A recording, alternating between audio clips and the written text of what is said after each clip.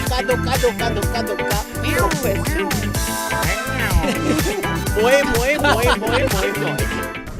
example, if Rahul Gandhi was a stock in the listed share market, 90% of our investment would have been wiped off, because under his leadership since 2014, Congress has lost 90% of election in the direct battle with the BJP. Do you still think he's the right bet for the Congress, or he is the one who should be leading the Congress in the upcoming 10 or 20 years? Yeah, but Rahul Gandhi would then be a value buy with the price that would have been eroded. So it'd be a perfect time to invest in him, because the stock price would only rise. And do you think Mahua Mitra is going to join the Congress? The way Sonia Gandhi was standing behind her, the entire Congress was standing behind her. We didn't see I that. think she's become president of her local. Local. But we didn't see that much of support from this, like from Mamata Banerjee and any other members. Do you think is there any sort of rumor mills and little birdie on the ground? I hope whatever she does, she works hard for herself and whichever party she joins. But I do think for the moment she'll remain in the TMC. And the last one is about the Pannoon, the Guru Nanak Singh Pannoon. It's a hypothetical situation. Let's just assume that India had, plotted the assassination of Pannoon or Nijjar. Do you think is it worth it to kill somebody? What he would have done, like issue some videos or threaten some diplomats? Do you think is it worth it to ruin your relationship with two leading countries like Canada and US over two Sikh separatists? So like we came into discussion, I don't think India does it. Canada has given no evidence. But the fact is, Pannu must be put under control. Nijjar, in any case, was under US sanctions itself on the no-fly list. You cannot be threatening the Indian Parliament, Indian airlines and get away with it. So if India is a partner of the United States of America, so is the United States of America a partner of India. And somebody who's threatening Indian Parliament, somebody who's threatening Indian airlines, there is no space for him. That man should be in jail. He cannot get away under free speech by threatening him. But look at the stark difference how India treated Canada and how India treated USA. We shut down visa services. We threw their diplomats out. That's technical. That we asked them to get out of our country. But when it comes to USA, we understand we are cooperating. The FBI chief is going to visit the country. Right. We have launched a high-level probe. Correct. So does India understand the nuances of this, critical matter, or it could ruin the relationship with the United States, which stands the biggest ally of our country? India would not have ruined the relationship with Canada as well had the Prime Minister Justin Trudeau not acted as immature as he did. He went about name-calling India in Parliament. So far, his words, and I'm quoting Prime Minister Justin Trudeau, he said he has credible allegations, not evidence. He hasn't presented an iota of evidence against India, an iota of evidence. US, on the other hand, handled it extremely maturely, and if US has handled it maturely, India is duty-bound to handle it maturely. India only reacted to what Prime Minister Trudeau did, so I think Prime Minister Trudeau was extremely immature in the way he dealt with the whole Nijjar issue. Again, I'm saying Prime Minister Trudeau's exact words were credible allegations, not credible evidence. Where is the evidence? US has handled it maturely, so is India doing maturely. India is a mature partner. India is not going to be, but India cannot be taken lightly. Your prediction for upcoming 2024 polls? If I contest, I'll win. 70 years since independence, and if we still look at international relation or other courses, we are still studying them through the prism of West, Oxford, Yale, biggest universities around the world. Like not even single one of them in India can attract international students. What do you think would be the reason behind this? Not even one university in India. Possibly not true, because JNU, the university that I have, I think it has a lot of international students who come in. But they are very targeted. For example, most of them, if I'm not mistaken, are not coming for the science courses. They're coming for very specialized courses like Chinese or Korean, things of that sort. So yeah, India still has a long way to go before it can attract foreign talent.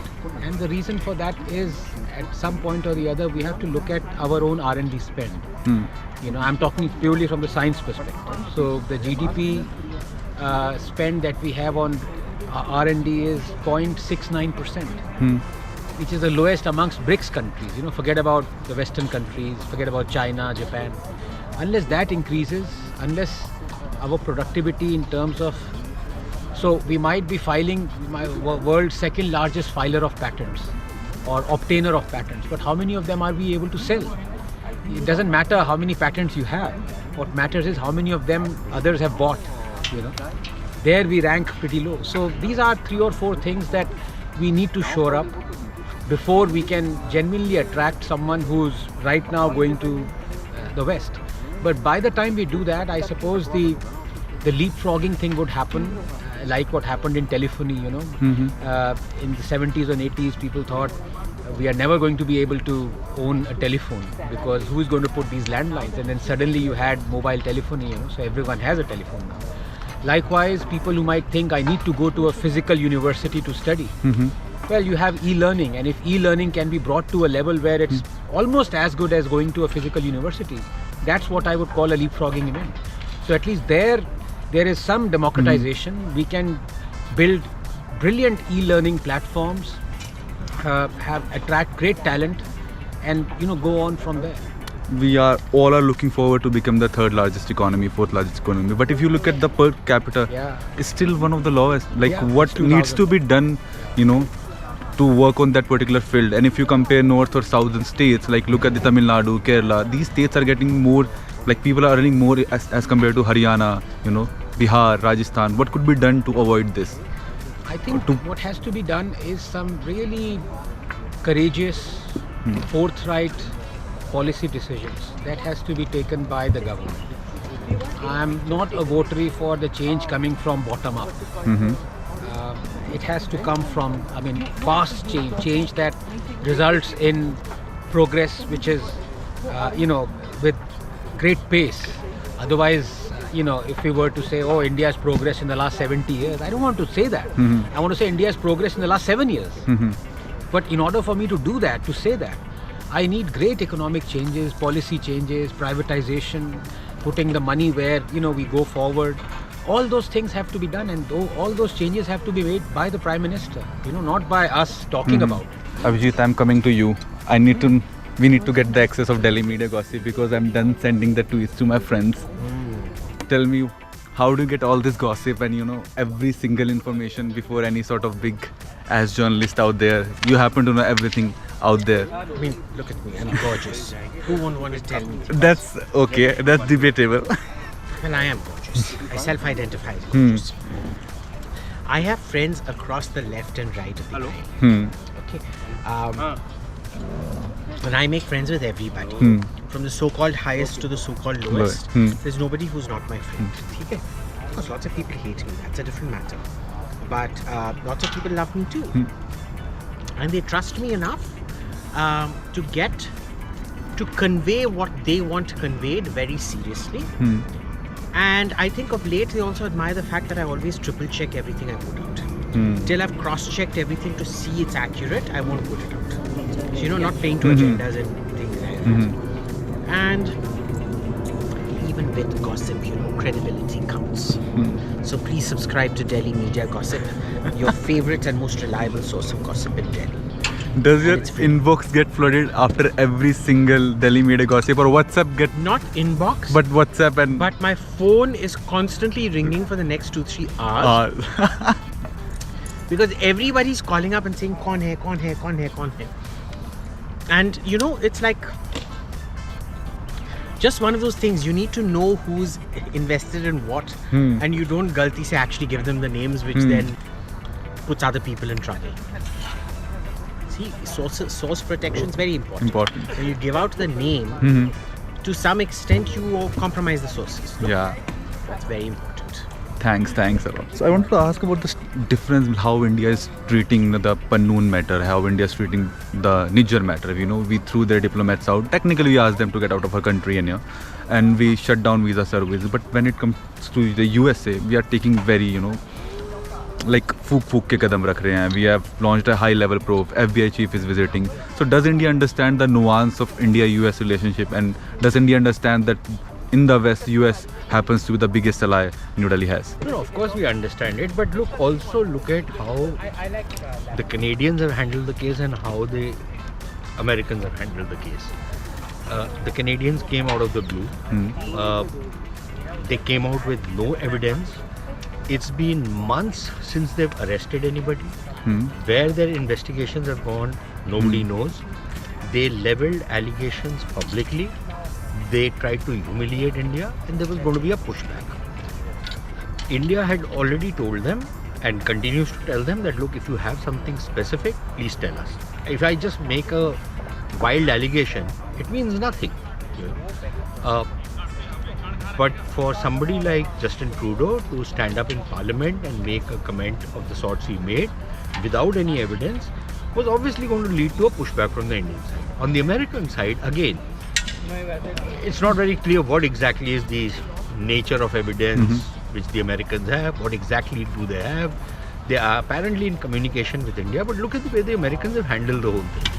They've spoken to us, we've said, okay, fine, we'll look into specific allegations, we formed a probe onto that, we said we'll probe it, we'll come back to you on it. There is an interaction taking place. Of course, there is also an element of realpolitik involved. You cannot put Canada and the United States at the same pedestal. I think that's a no-brainer. Everybody understands it. There's nothing wrong in admitting that fact of life. The world over, everybody understands it. But look, there is also a very serious question that we will and we should raise with the Americans. That if you have somebody like Pannu, who is openly issuing threats of bombing aircraft, of threatening the Indian Parliament, and all sorts of other, crimes that he is being accused of, should you be, holding out a brief for the guy? And there are, again, allegations, or to use Justin Trudeau's famous phrase, credible allegations, that Pannu might be an intelligence asset of the American intelligence agencies. Now, this is just a credible allegation. But I think we are justified in asking the Americans that where are you wanting to go with this? So I think on the American side there will be conversations which will happen, and we will impress upon the Americans our reservations to what is happening on the American side, as they will with us. And I think we will come down to some kind of understanding on how this matter is to be resolved. And that is the way it's going to be done. But yes, it's a no-brainer that the power differentials do matter. And last question, Manmohan Singh's era and Prime Minister Narendra Modi's era, the difference that you have noticed in foreign policy, how Manmohan Singh used to approach foreign policy, how he used to handle international affairs, and how Prime Minister Modi and Dr. Jaishankar have been handling international affairs. One stark difference that you have noticed, and the approach that you have noticed as I think one very clear distinction between the two eras is India is, I think, a lot more forthright now about how it wants to approach things. Unlike the past, during the Manmohan Singh era, for example, when 26/11 happens, we are actually seeking permission from the Americans that we want to take action against the Pakistanis.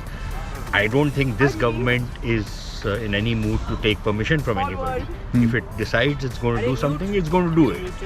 And if it wants to do something because it feels that it is going to defend India's national interest, it will do it.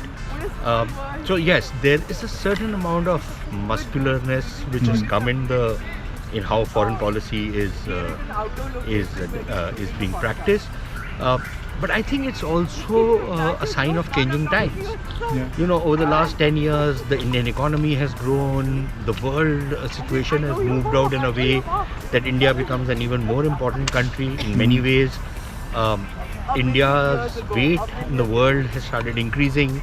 If you become the 5th largest economy, then of course, you have so much more weight that you can bring to bear on international relations. So some of it is going to be a function of the new realities which are there. But I think some of it is also a function of the style of how the two governments have practiced diplomacy. And that is very clearly reflected in the kind of positions that India has taken. For example, we are no longer embarrassed about our relationship with Israel. Which we were. Russia too? Russia, of course. So much pressure was brought to bear on India on this whole Russia question, but we stuck to our guns. So I think in those respects, things have changed tremendously over what it was in the past. And yet there is an element of continuity as well in foreign policy, which I think is something which is to be welcomed. Thanks a lot.